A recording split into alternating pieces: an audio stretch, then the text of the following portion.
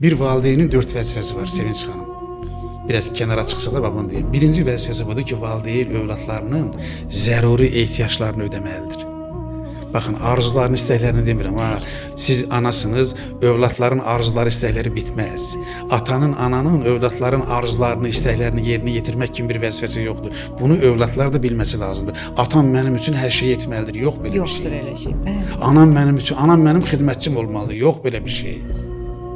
Amma anan və atan sənin zəruri ehtiyaclarını ödəməlidir. Bax, Hansıdır zəruri ehtiyac? Zəruri bax, geyimdir, yaşamadır, qarnını doyurmaqdır, mədəsini doyurmaqdır, qorumaqdır. İkinci nədir? Baxın, zərərdən qorumaq zəruri ehtiyacdır.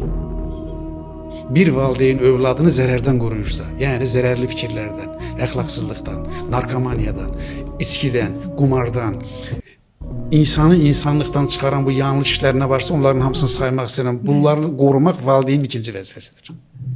3. Bir valideyn övladını xeyrə yönəltməlidir. Doğruya yönəltməlidir, təhsilə yönəltməlidir, əxlaqa yönəltməlidir. Doğru olana, barışa, insanlar arasında xeyri yaymağa yönəltməlidir, oxuya yönəltməlidir. Baxın, övladlarının zəruri ehtiyacını ödəmək, övladlarının zərərdən qorumaq, övladlarımızı xeyrə yönəltmək və bir də mən əlavə edirəm, övladlarımıza güvən vermək, güvən aşılamaq.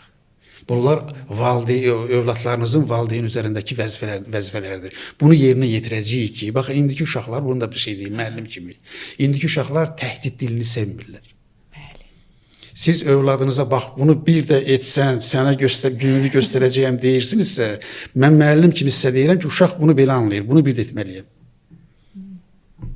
Əgər o uşaqda qürur duyğusu varsa, özünə sayğısı varsa, onu təkrar edəcək.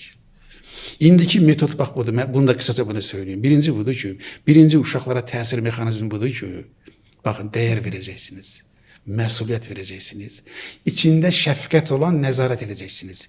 Bax, bu sözümün altına xət çəkirəm. Nəzarət demirəm. İçində şəfqət olan nəzarət, mərhəmət olan nəzarət,